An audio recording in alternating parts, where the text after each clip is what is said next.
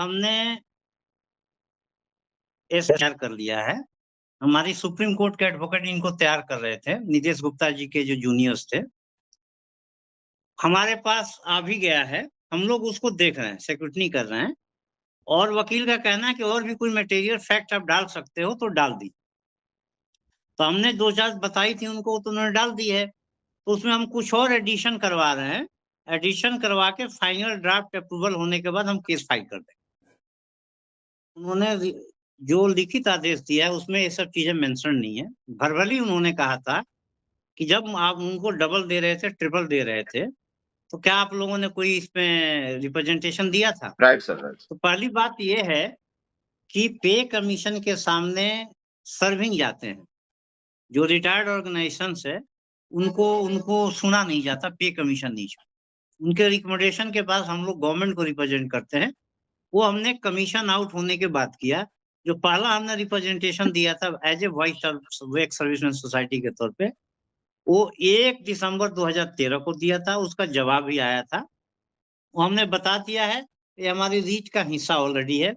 7 CP के समय, 6 CP के समय भी हम लोगों ने अपनी बात रखी थी, उसका भी हमने अपना प्रतिवेदन लगाया हुआ। तो कागज पूरे हैं, हम एडिशन देख रहे हैं। जैसे उन्होंने कहा था कि हम सुन नहीं सकते, उस बारे में हमने डिसेबिलिटी पेंशन की लगाई है, गवर्नमेंट ऑर्डर लगाई है कि पे कमीशन की रिकमेंडेशन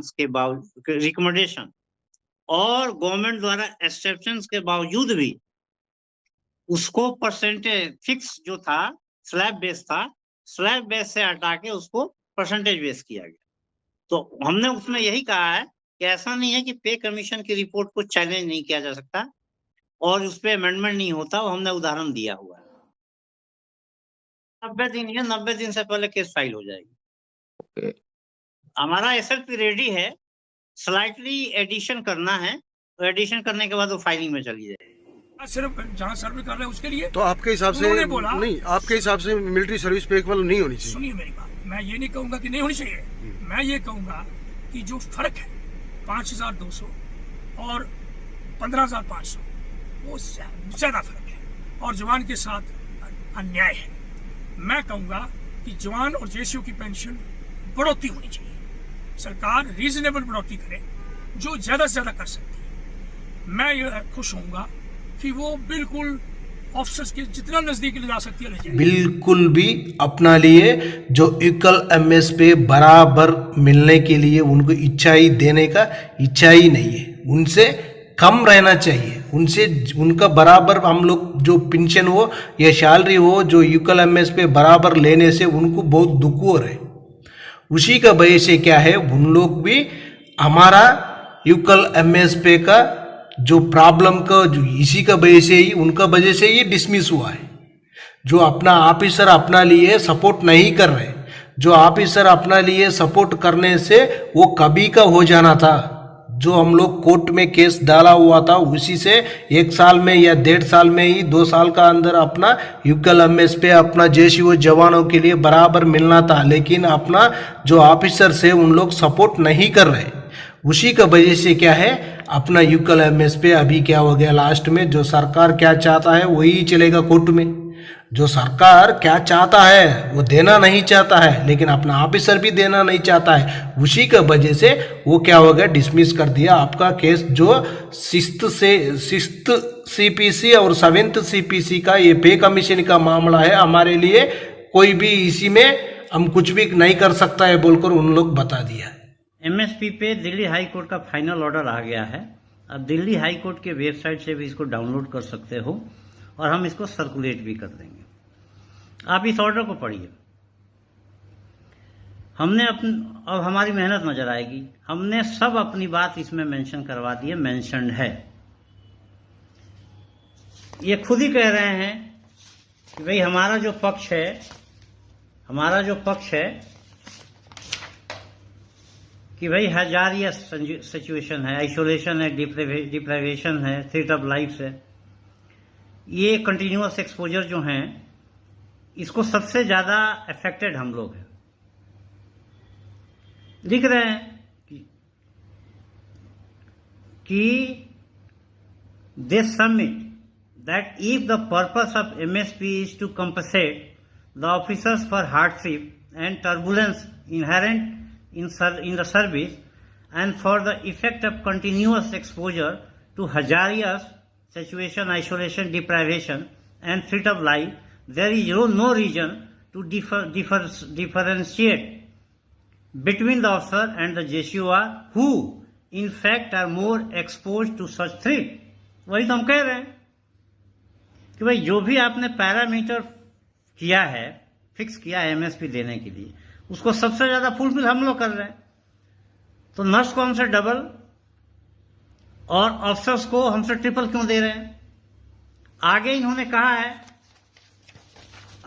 कहा है कि कोर्ट जो इंटरवेन कर सकते हैं अगर आर्बिट्रेशन से ऑर्डर में, अंडर आर्बिट्रेशन से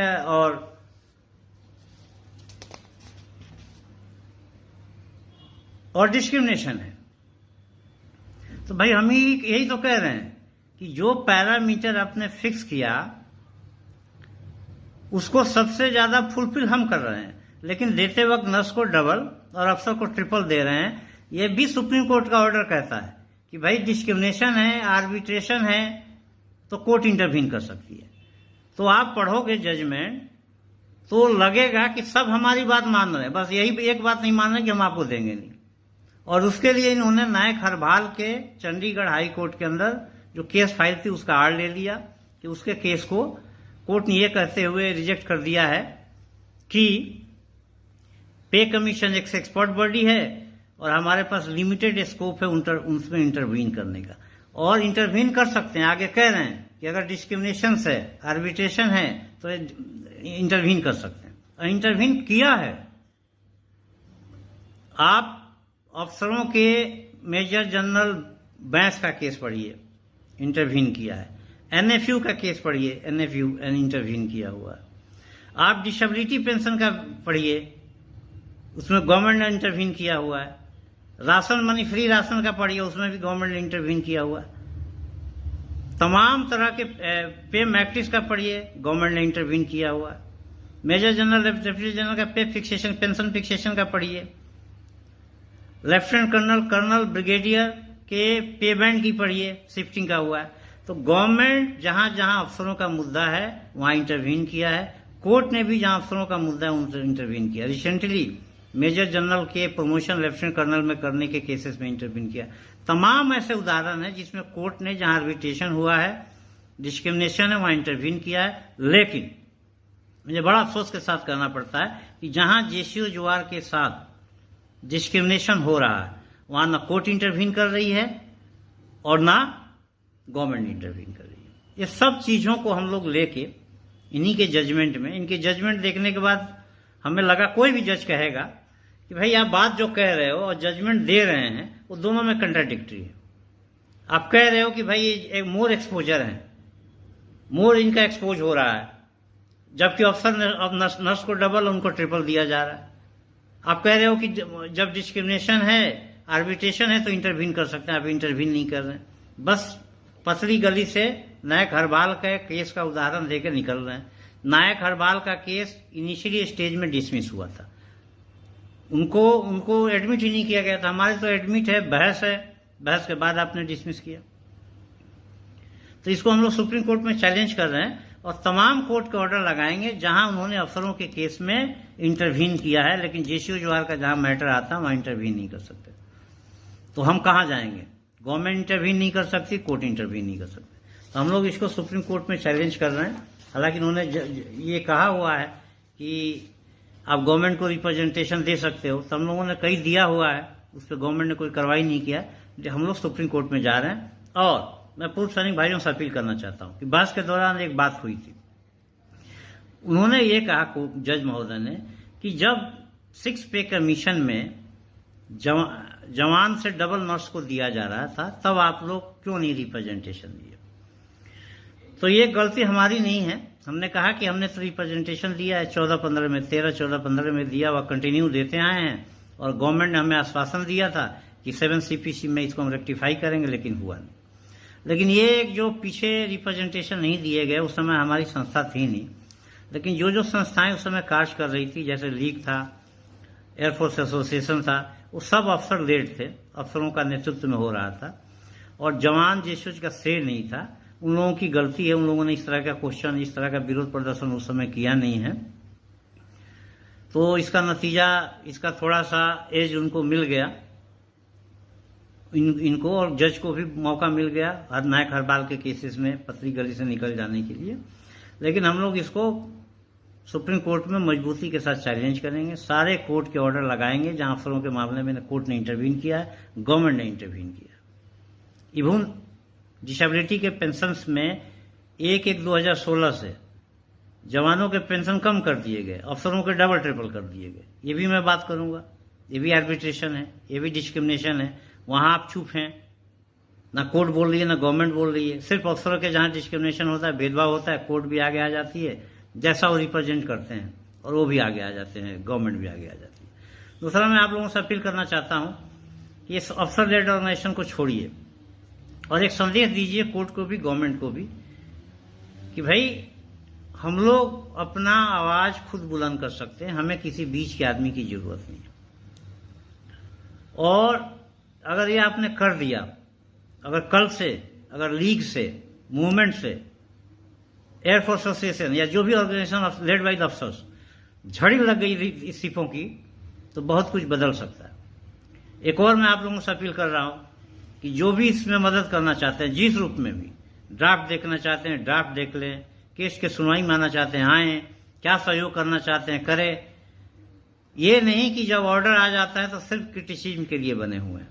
क्या मदद कर सकते हैं, आके मदद करिए।